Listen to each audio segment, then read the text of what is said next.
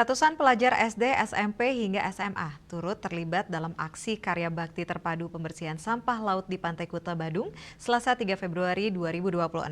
Dengan penuh antusias, 250 pelajar dari 4 sekolah sejak pagi hari bergabung bersama TNI Polri, pemerintah daerah, serta relawan membersihkan kawasan pantai dari sampah laut.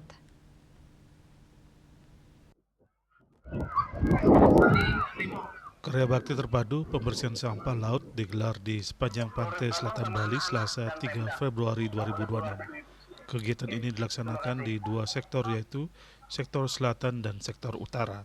Khusus untuk sektor utara, kegiatan terpusat di kawasan Pantai Kuta. Di Pantai Kuta, aksi bersih-bersih melibatkan lebih dari 1.300 personil yang terdiri dari TNI, Polri, pemerintah daerah, relawan, serta masyarakat.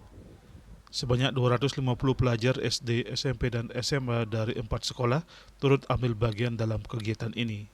Salah satunya berasal dari SD Negeri 1 Kuta. Sejak pagi hari, para pelajar tampak antusias mengikuti aksi bersih-bersih pantai. Bahkan sebagian di antaranya telah hadir sejak pukul 06.00 WITA untuk ikut membersihkan sampah di sepanjang pesisir. Mengendam sampah, Apa aja deh? sampah plastik, sampah kayu, sampah sisa makanan. Jam berapa kumpulnya? Dari jam setengah 7. Kelas berapa aja yang ikut? Kelas 6 sama kelas 7.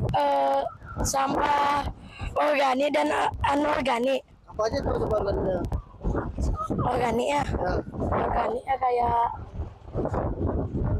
daun, buah-buahan, kayak sisa-sisa makanan gitu. Ada apa aja tadi dibersihin? Sampah plastik, kayak botol, kaca plastik. Tadi ini dapat berapa kantong? Dapat 2 sama teman-teman di jam setengah 7. Seru. Selain menumbuhkan kesadaran akan pentingnya hidup bersih dan menjaga lingkungan sejak dini, kegiatan ini juga menjadi momen edukasi sekaligus pengalaman menyenangkan bagi para pelajar untuk menikmati keindahan pantai bersama teman-teman mereka. Indrawan, Bali TV.